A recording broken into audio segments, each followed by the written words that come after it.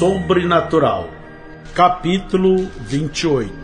O Anjo e a Caverna, 1946.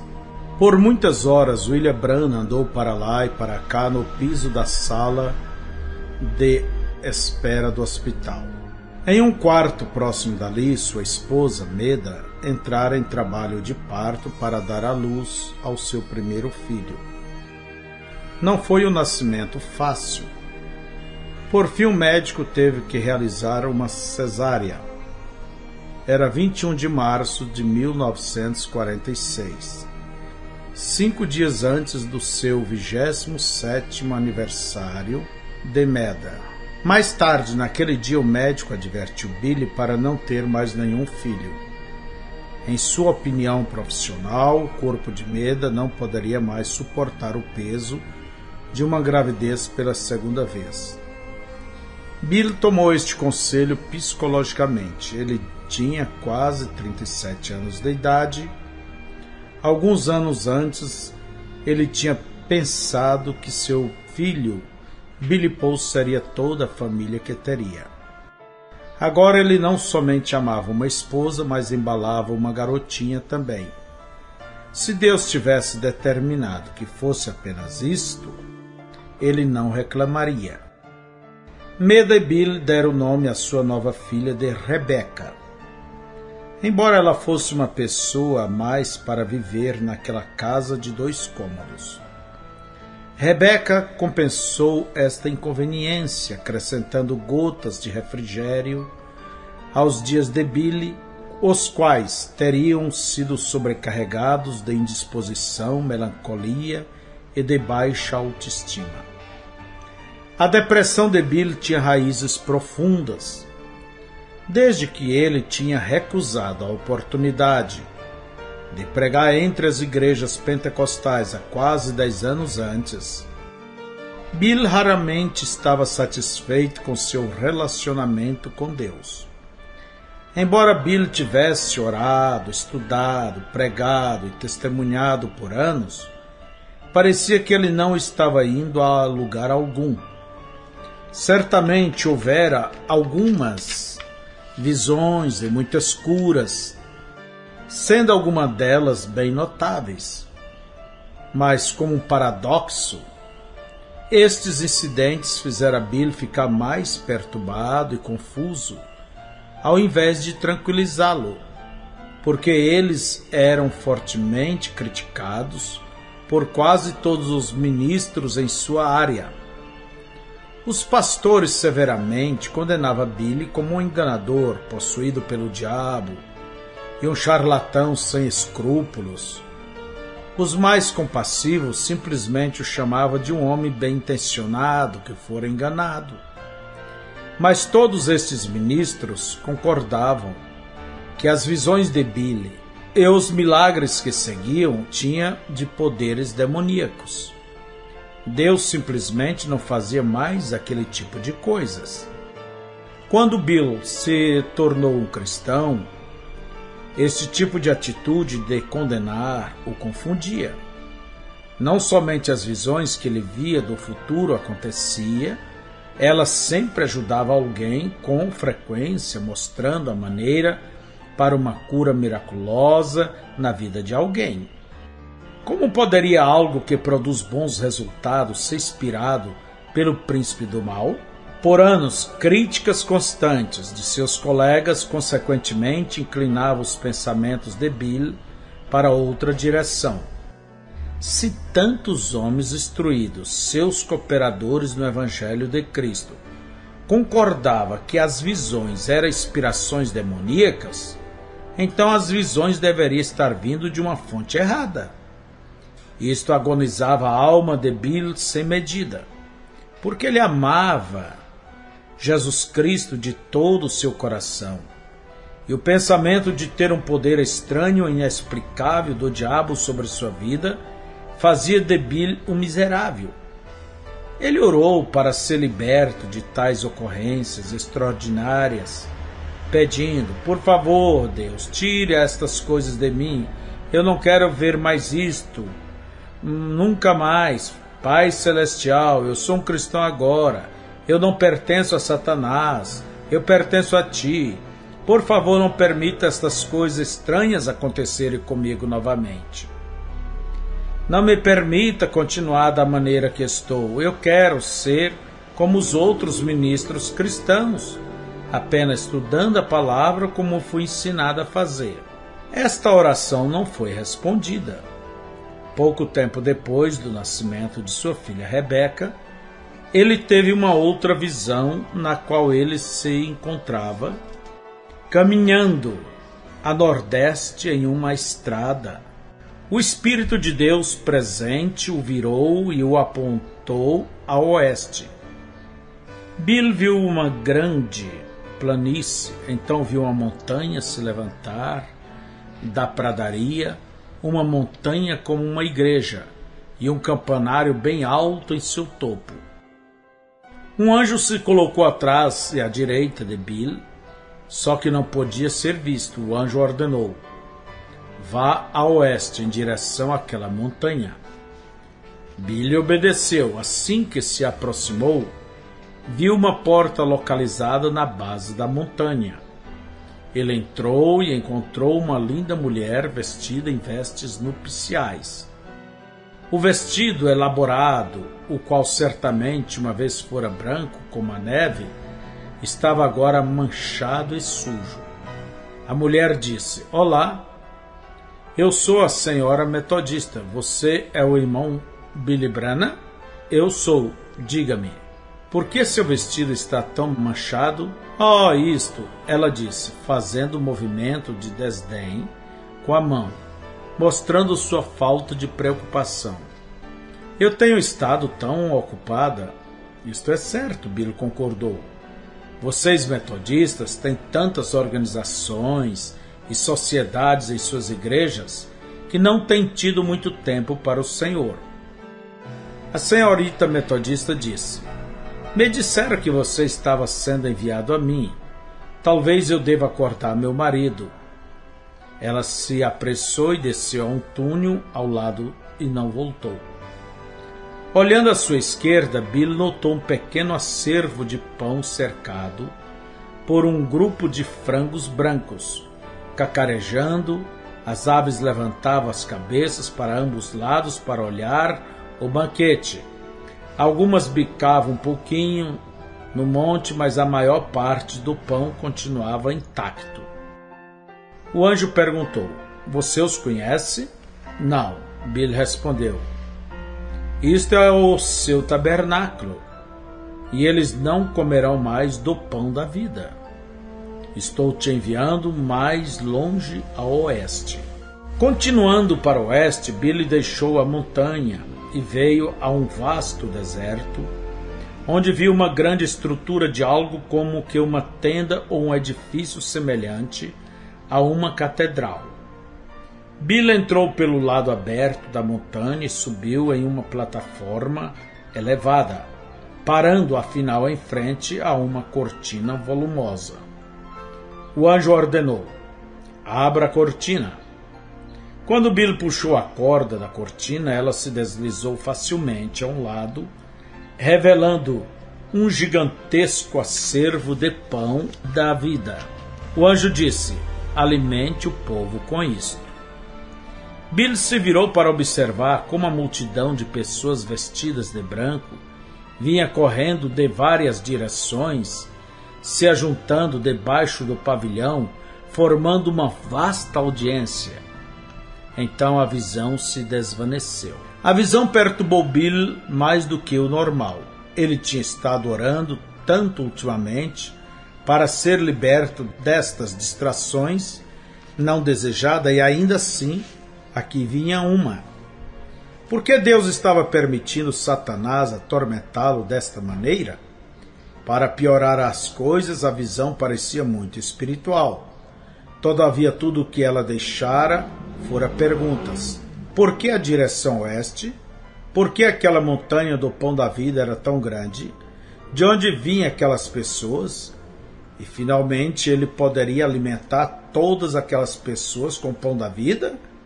Além do mais, ele era apenas um pobre, letrado e um pregador de cidade pequena. Porque tantas pessoas viriam para ouvi-lo pregar o Evangelho? Até então as visões nunca tinham falhado. Esta era provavelmente a pergunta mais perplexa na mente de Bill. Por que o diabo daria a ele visões que viriam a se tornar realidade? Por quê? Por quê? Por quê? Tudo isto parecia muito confuso. No meio-dia de terça-feira, dia 7 de maio, Bill estacionou a caminhoneta de trabalho em frente de sua casa na Rua 8, número 922, leste, apenas cruzando a rua do Tabernáculo Brana. Roger Gibbs, o qual era membro de sua igreja, estacionou atrás dele. Roger disse: Billy, você quer ir a Madison comigo esta tarde? Sinto muito, irmão Roger, mas eu não posso. Esta tarde eu tenho que subir a Airville para patrulhar. Vamos entrar um pouco. Minha esposa tem preparado o almoço. Não, é melhor eu ir. Vejo-te na igreja domingo que vem, certo? Te vejo no domingo. Billy arregaçou as mangas e lavou as mãos em uma torneira no jardim da frente. Então caminhou pelo lado da casa, desatando o cinto da arma enquanto caminhava, para que pudesse deixá-la na varanda. Uma grande árvore de bordo sombreava esta área. Bill tinha apenas entrado debaixo de seus galhos, quando ouviu um vento rugindo acima dele. Ele olhou acima e ficou chocado em ver um redemoinho gigante vindo direto a ele. Parecia que ia levar o telhado da casa e a árvore, enviando cada telha e folha a bater contra seu peito. Billy cambaleou e caiu para trás na varanda, quase desmaiado. Roger Gibbs pulou do seu carro e correu ao lado de seu pastor. Irmão Bill, o que aconteceu? Lentamente Bill olhou ao redor, não entendendo o que tinha acontecido. O redemoinho havia saído, o dia estava calmo e ameno. Ele olhou acima para os galhos da árvore de bordo e então para o telhado da casa. Surpreendentemente, estavam ambas intactas e ilesos. Então ele percebeu o que acontecera. Estou bem, ele disse em voz fraca. Irmão Roger, pode ir, estou bem. Meda veio correndo de dentro da casa com uma jarra de água. Bill, você desmaiou? Empurrando a água, Bill disse, não, eu estou bem. Depois que Roger se foi, Meda quis saber detalhes. O que realmente aconteceu, Billy? Você está doente? Não, querida. É a mesma coisa novamente. Ela o ajudou a levantar-se. Venha, entre. O almoço está pronto. Meda, querida, estou cansado disto. Sua voz estava cansada com a agonia destas dúvidas e depressões interiores. Eu sei em meu coração que eu amo Jesus Cristo. Eu não quero que o diabo tenha alguma coisa a ver comigo. Eu tenho orado e tenho implorado a Deus pedindo que isto jamais acontecesse novamente. E ainda acontece. Eu não posso continuar desta maneira. Todos me dizem que eu sou perseguido por um demônio e estou tentando viver uma vida cristã. Eu sou um prisioneiro. Bill, você não deveria dar ouvido ao que as pessoas dizem. Mas, querida, olhe aos outros pregadores. Eles não são atormentados por tais coisas. Meda pôde ver uma decisão se formando distante nos olhos de seu marido. E isto a assustou. O que você está planejando fazer? Eu quero que você ligue para o meu patrão e diga que não vou trabalhar esta tarde. Eu posso estar de volta amanhã ou posso nunca mais voltar. Diga a ele que se eu não voltar na sexta, que coloque outro em meu lugar. Meda, eu tenho $17 no banco e isto é suficiente para você viver enquanto estou fora. Billy, onde você vai? O que você vai fazer? Eu vou subir a minha caverna, no moinho do túnel. para ter uma conclusão do assunto com Deus. Eu não sei quando eu vou retornar para casa. Pode ser 2 dias ou 2 semanas. Meda, eu jamais sairei daquele bosque até que Deus me prometa que Ele vai tirar estas coisas de mim. Jamais permitir que aconteçam novamente. Chegando à área do moinho do túnel, Bill estacionou seu carro onde a estrada fazia uma curva fechada em um desfiladeiro. Ele esticou o fio de arame farpado, engatinhou lentamente e andou rapidamente em direção ao seu esconderijo, orando na maior parte do caminho. Quando chegou na frente de sua caverna, ele se lançou em uma árvore caída e aforquilhada, abriu a Bíblia e orou, leu e orou pelo resto da tarde. No livro de 1 Coríntios, uma porção do capítulo 14 estava confusa em sua mente. Versículos 32 e 33 dizem: E os espíritos dos profetas estão sujeitos aos profetas, porque Deus não é Deus de confusão, senão de paz. Era isto que Bill desejava para o seu coração, paz. Desde que era um garoto, desde sua primeira visão, ele tinha estado atado com a confusão. Ao se tornar um cristão, aliviou sua confusão por algum tempo, mas isto não tinha se dispersado completamente. Onde estava esta paz que Deus prometera? E o que a Bíblia queria dizer com os espíritos dos profetas estão sujeitos aos profetas? Depois do pôr do sol, ele entrou em sua caverna. Ali andando para frente, para trás, no escuro, na estreita passagem, ele continuou em desespero por encontrar uma resposta. Pai, por que tu permites que estas coisas estranhas aconteçam a mim? Tu sabes que eu te amo. Eu não quero ser possuído pelo diabo. Eu quero que estas coisas não mais aconteçam. Por favor, Deus, jamais permita que isto aconteça de novo. Eu não quero ir para o inferno. Qual seria a finalidade de pregar duro se estou errado? Não estou somente me levando ao inferno, mas como também enganando as centenas de outros. Hora após hora, derramava sua angústia ao Senhor. Ele orou com intensidade, implorou e chorou até ficar rouco e seus olhos ficaram inchados. Então se sentou, meditando no escuro, no Deus Todo-Poderoso, direcionando seus pensamentos além da lua e das estrelas, em dimensões de tempo e eternidade, procurando por um lugar onde pudesse finalmente encontrar-se com seu Criador. Depois de um tempo, ele se levantou e novamente andou para lá e para cá, permitindo sua voz declarar os sentimentos de seu coração desesperado. Bem tarde da noite, ele se sentou na saliência do rochedo que usava como cama, mas dormir estava longe de sua mente.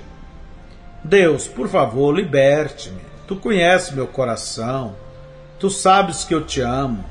Todos aqueles clérigos se mantêm dizendo que o espírito que se move ao meu redor é do diabo.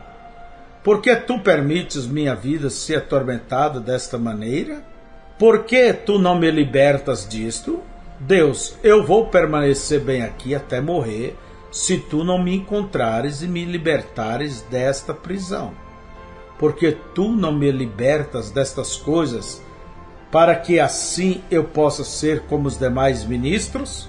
Ele sentiu aquela pressão estranha novamente, como se fosse algum tipo de poder invisível que tivesse entrado na caverna escura. Sua pele formigou e o cabelo atrás de sua cabeça eriçou. Talvez o Senhor estivesse prestes a dar-lhe a resposta. A noite estava escura como carvão e silenciosamente ele se sentou, esperando ouvir a voz de Deus. Enquanto esperava, foi atingido por um novo pensamento. E se todos aqueles ministros estivessem errados? Bill nunca tinha considerado tal possibilidade antes. Contudo, e se tivesse? E se fosse Deus, não Satanás, gerando aquelas ocorrências sobrenaturais? Mas se fosse este o caso, então como tais pessoas como adivinhos, astrólogos e médios possuídos pelo poder do diabo podia reconhecer um dom em sua vida? E todavia esses ministros cristãos não saberem nada a respeito disto? Assim que moldou esta questão em palavras, a resposta veio a ele com a força de uma inundação. Quando Jesus nasceu, somente os magos, os quais eram astrólogos, viram sua estrela no Oriente e a seguiram até Belém. Nenhum homem santo na Palestina viu isto. Poderia ser aquela mesma estrela que aparecera sobre o rio Ohio em 1933, enquanto ele estava batizando as pessoas depois de suas primeiras reuniões de avivamento. Ele podia se lembrar daquele dia tão claramente, água transparente, o céu azul sem nuvens, aquela bola de fogo girando por cima de sua cabeça e a voz que declarou: assim como João Batista foi enviado como precursor à primeira vinda de Jesus Cristo, assim tu és enviado com uma mensagem para precursar sua segunda vinda. Bill se lembrou de quando um grupo de homens de negócios veio até ele mais tarde naquele dia e perguntou o que isto significava. Ele não sabia. Por todos estes anos ele não sabia. Mas agora no silêncio da noite, depois de derramar todas as lágrimas de seus olhos, agora depois de suplicar até que sua garganta ficasse ressecada e ferida, agora depois de implorar a Deus para tirar aquelas visões dele e jamais deixá-las acontecer novamente, agora pela primeira vez em sua vida ele desejou saber se talvez ele estivesse pedindo pela coisa errada. O quadro, qual por muitos anos tinha sido escuro e confuso, estava agora se tornando surpreendentemente claro. Ocorreu a Bill que quando Jesus caminhou na terra, Israel superabundava de homens religiosos, fariseus, saduceus, doutores da lei, escribas, sacerdotes, rabins. Muitos destes homens eram eruditos, bem treinados nas escrituras. Todavia foi estranho que quando Jesus começou seu ministério, muitos destes homens simplesmente o acusaram, chamando Jesus de diabo. Belzebu, o príncipe dos adivinhos, o melhor médio de todos. Mas estranho ainda era o fato de que as pessoas possuídas pelo diabo identificavam Jesus corretamente, dizendo: este é o Filho de Deus. Bill tremia enquanto as escrituras vinham se derramando em seu entendimento. Os pregadores diziam que Jesus era um diabo. Os demônios dizem que Jesus era o Santo de Israel. Podia aquele exemplo ser aplicado na própria vida de Bill? Sim, podia. Porque aquele tempo não estava limitado somente à vida de Cristo. Quando Paulo e Silas estavam pregando o Evangelho ao longo da Ásia Menor, em todas as cidades, os santos homens judeus os chamavam de mentirosos, impostores, ainda em Filipos. Uma adivinha possuída pelo demônio proclamou Paulo e Silas como sendo homens de Deus, que estavam mostrando o caminho da salvação. Então Bill se lembrou de como Jesus e Paulo lidaram com aqueles demônios, repreendendo-os e ordenando que se calassem. Eles não precisavam da ajuda dos demônios. Ambos, Jesus e Paulo, sabiam quem era. Talvez durante todo este tempo eu tenha estado errado, Bill pensou. Talvez eu devesse ter abraçado isto ao invés de lutar contra isto.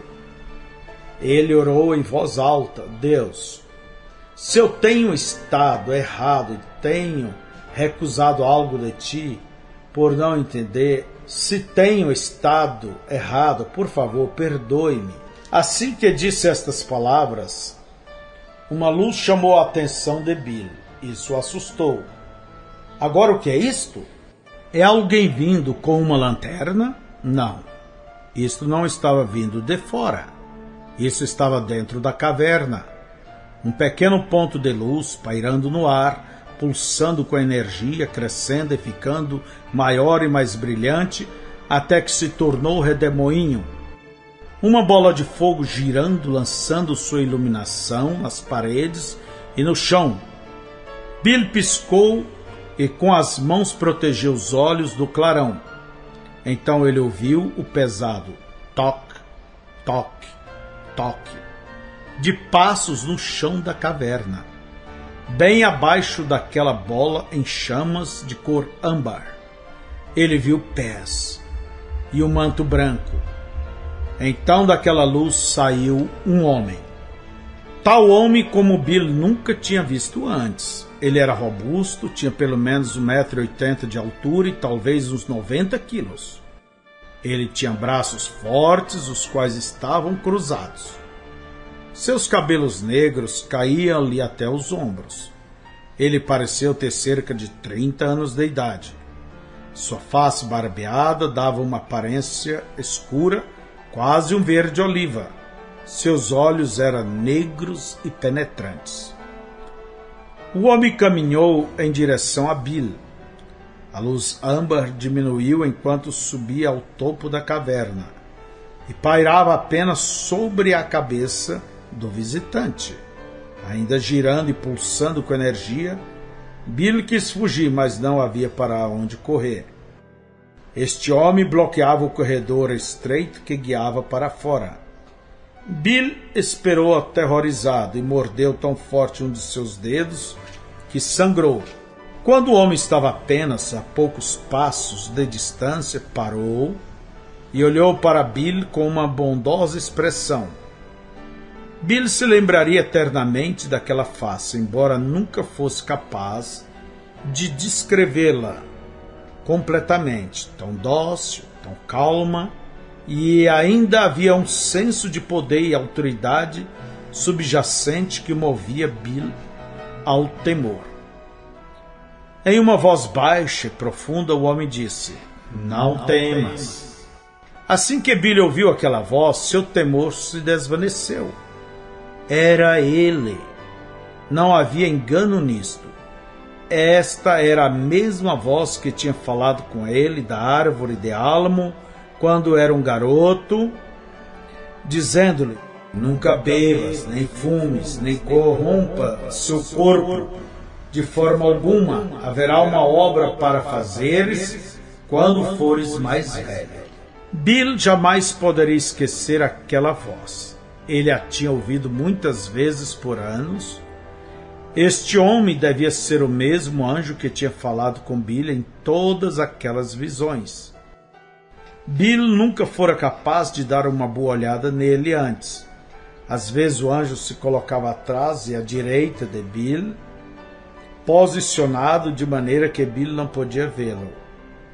Em outras vezes, quando o próprio anjo se mostrava em uma visão, estava sempre ofuscado, e Bill não podia definir bem seus traços.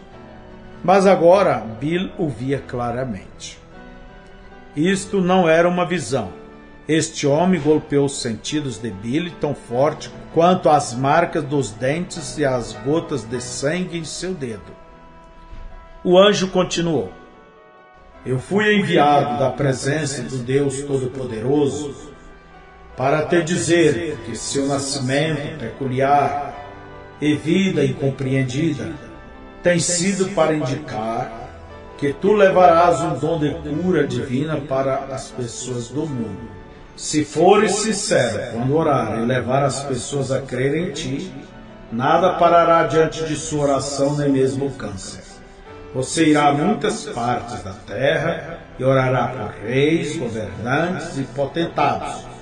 Você pregará para multidões ao redor do mundo e milhares virão te pedir conselhos. Tu deves dizer a eles que seus pensamentos falam mais alto nos céus do que suas palavras."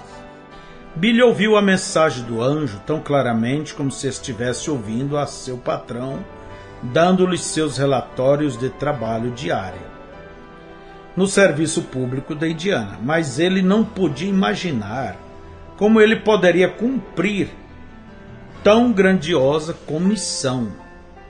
Senhor, eu sou um homem pobre e habito entre pessoas pobres.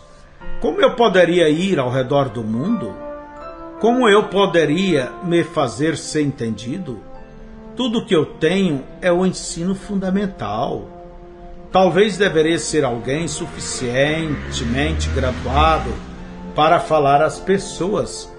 Eles não me ouviriam. O anjo olhou para ele com um ar severo.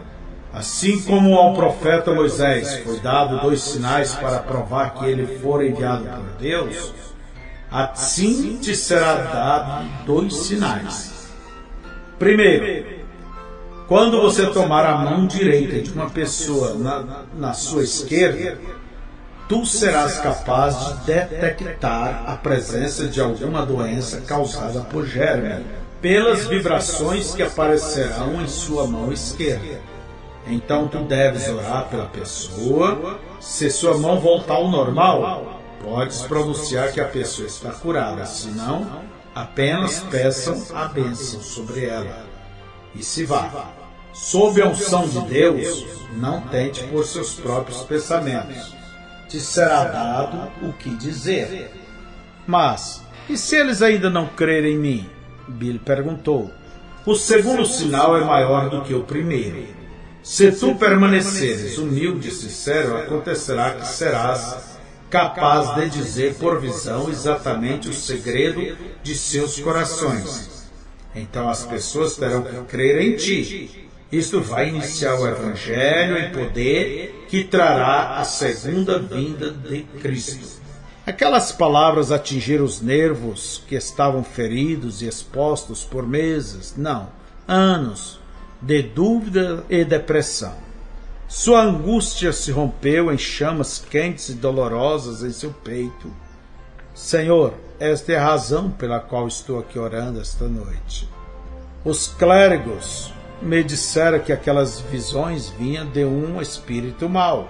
Tu não entendes, disse o anjo, que assim foi nos dias de Jesus Cristo, nosso Senhor? A percepção do mundo espiritual de Bill foi mudando tão rapidamente que ele teve problemas em manter o equilíbrio.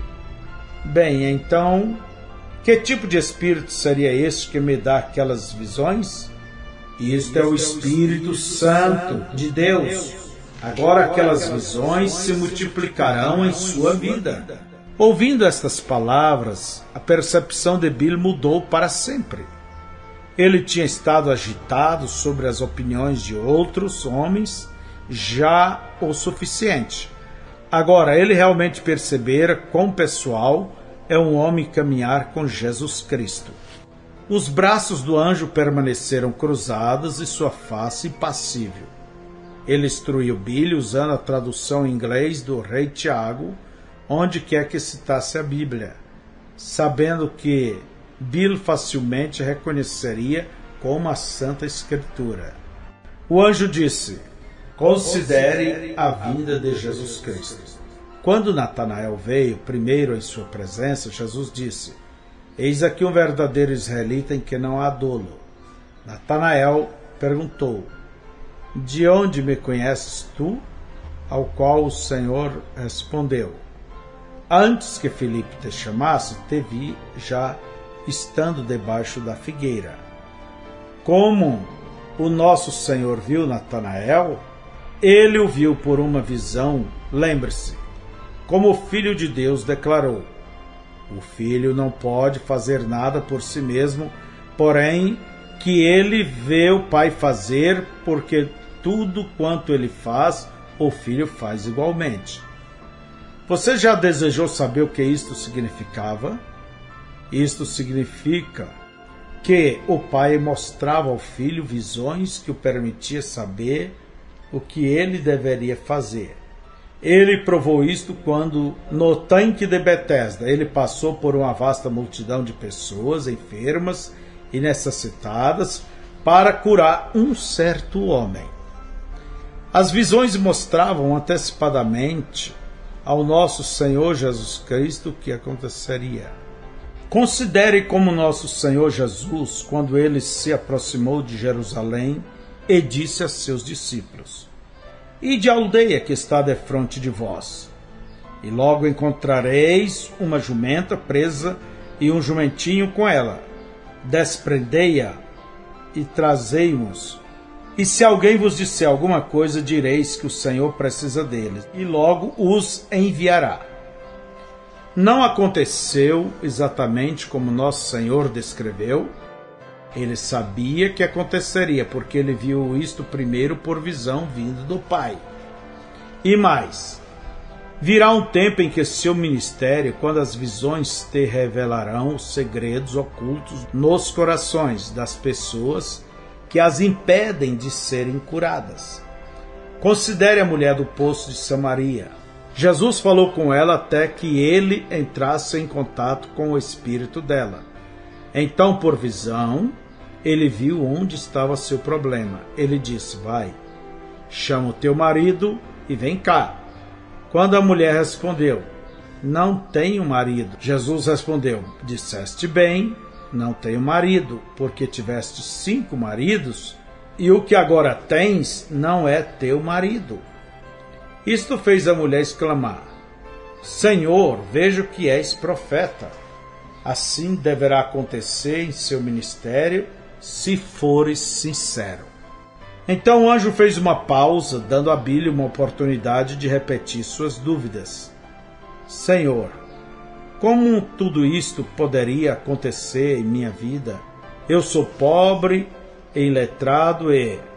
O anjo interrompeu: Nunca esqueça que Jesus Cristo é o mesmo ontem, hoje e eternamente. Como as Escrituras têm declarado, não serás tu que realizarás qualquer uma destas coisas. Será o Senhor Jesus Cristo. Lembre-se que Jesus prometeu a seus seguidores: Aquele que crê em mim também fará as obras que eu faço, e as fará maiores do que estas, porque eu vou para meu Pai. Ainda um pouco, e o mundo não me verá mais, mas vós me vereis, porque eu vivo, e vós vivereis. Naquele dia conhecereis que eu estou em meu Pai, e vós em mim, e eu em vós.